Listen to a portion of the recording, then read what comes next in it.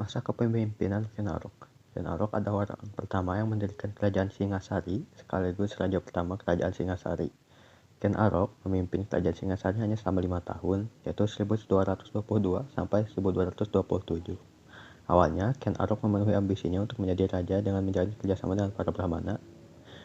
Pada masa kepemimpinan Ken Arok sebagai Raja Singasari, ia selalu mengutamakan dan menjaga kehidupan sosial rakyatnya. Ken Arok disebut juga sebagai pendiri dinasti, yaitu dinasti yang menurunkan para raja-raja Singasari dan Majapahit, yang buktinya ada dengan penemuan prasasti Balawi. Masa kepemimpinan Anusapati. Setelah mengasasinasi Ken Arok, Anusapati menjadi raja yang memimpin kerajaan Singasari selama 21 tahun, yaitu 1227 sampai 1248. Namun pada masa kepemimpinannya lumayan lama, keadaan sosial kerajaan Singasari mulai terabaikan karena pemimpin yang kurang bertanggung jawab. Kisah kepemimpinannya berakhir saat ia dibunuh oleh Tohjaya, putra Ken Arok. Masa kepemimpinan Tohjaya. Tohjaya naik tahta setelah Anusapati tiada, akan tetapi tahta Tohjaya hanya berlangsung singkat pada tahun 1250. Pemerintahannya oleh pasukan khusus yang diimpun oleh Wisnuwardana. Kehidupan sosial kerajaan Singasari tidak berubah sedikit pun, sebab masa kepemimpinan yang terlalu pendek. Kerajaan Singasari. 1. Wisnuwardana. Wisnuwardana adalah raja kerajaan Tumapel atau lebih dikenal sebagai kerajaan Singasari. Tidak diketahui dengan pasti kapan lahirnya Raja Singasari ini, tetapi ia diperkirakan meninggal pada 1268 Masehi.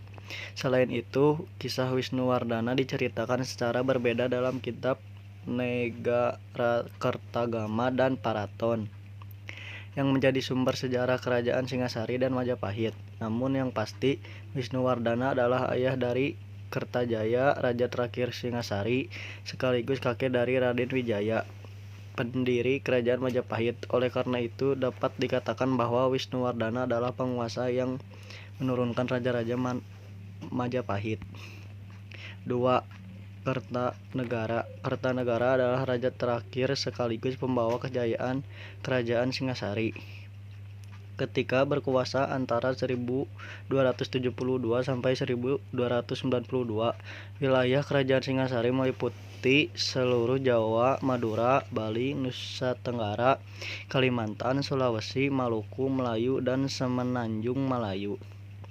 Raja Kartanegara memang memiliki ambisi untuk menyatukan kerajaan-kerajaan di Nusantara di bawah payung kekuasaan Singasari. Kehebatannya dalam memerintah berhasil membawa Singasari menjadi salah satu kerajaan Hindu-Buddha terbesar di Nusantara.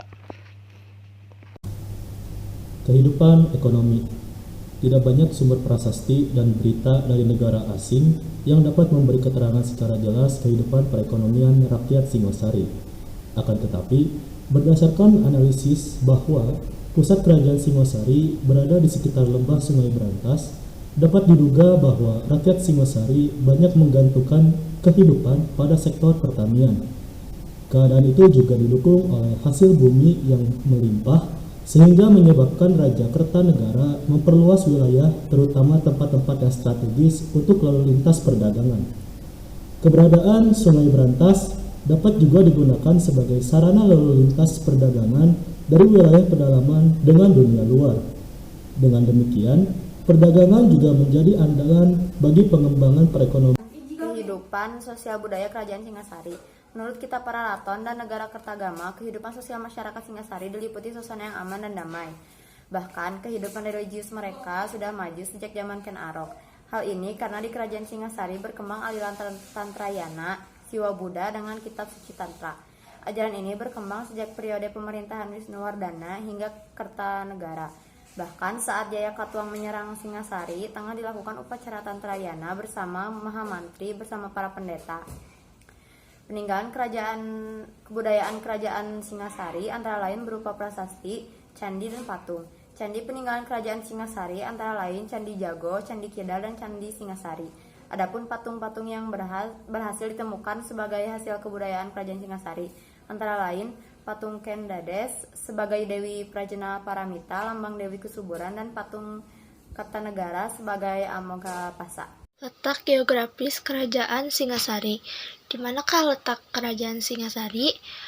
Fokus pembahasan pada artikel kali ini kita akan membahas mengenai keberadaan lokasi Kerajaan Singasari. Kerajaan ini diperkirakan berdiri pada tahun 1222 Masehi hingga runtuh pada 1292 Masehi. Fakta sejarah yang perlu kalian ketahui adalah kerajaan ini sebenarnya memiliki nama resmi Tumapel. Sementara Singasari merupakan salah satu ibu kota kerajaan setelah sebelumnya berpusat di Kutarja. Namun, yang mengherankan nama kerajaan ini lebih terkenal dengan sebutan Kerajaan Singasari. Bukti mengenai kerajaan ini bernama Tumapel bersumber dari sebuah prasasti yang berhasil ditemukan, yaitu namanya Kudadu. Prasasti ini berangka tahun 1294 Masehi, dikeluarkan atau dibuat oleh Raden Wijaya dengan menggunakan aksara Kawi, ditemukan di lereng Gunung Butak sekitar wilayah Kabupaten Malang dan Blitar. Terima kasih. Peninggalan Kerajaan Singasari. 1. Candi Singosari. Candi Singasari ada di sebuah desa bernama Desa Candi Renggi, Kecamatan Singosari, Kabupaten Malang. Candi ini merupakan candi tertinggi pada masanya. Menurut perkiraan, candi ini dibangun pada tahun 1300 Masehi. 2. Candi Jago. Nama Candi Jago berasal dari kata Jajaghu yang diambil dari kitab Negara Kartagama dan juga Pararaton. Candi ini dibangun saat zaman Kerajaan Singasari abad ke-13. Candi Jago ini ada di Dusun Jago, Desa Tumpang, Kecamatan Tumpang, Kabupaten Malang, Jawa Timur. 3. Candi Sumberawan. Candi Sumberawan ini berbentuk stupa yang ada di Desa Toyomarto, Kecamatan Singosari, Kabupaten Malang, Jawa Timur. Candi ini ditemukan pada tahun 1904 dan diteliti pada tahun 1935 oleh peneliti Dinas Purbakala. 4. Arca Dwarapala. Arca Dwarapala adalah sebuah patung penjaga gerbang dalam ajaran Siwa dan juga Buddha dengan bentuk manusia terlihat seperti monster. 5. Candi Jawi. Candi Jawi dengan nama asli Jajawa dibangun sekitar abad ke-13 ini adalah peninggalan sejarah Hindu-Buddha Kerajaan Singasari yang ada di kaki Gunung Welirang, Desa Candiwates, Kecamatan Prigen, Pasuruan, Jawa Timur. Candi ini diduga sebagai tempat pemujaan atau peribadatan Buddha. 6. Prasasti Wurare.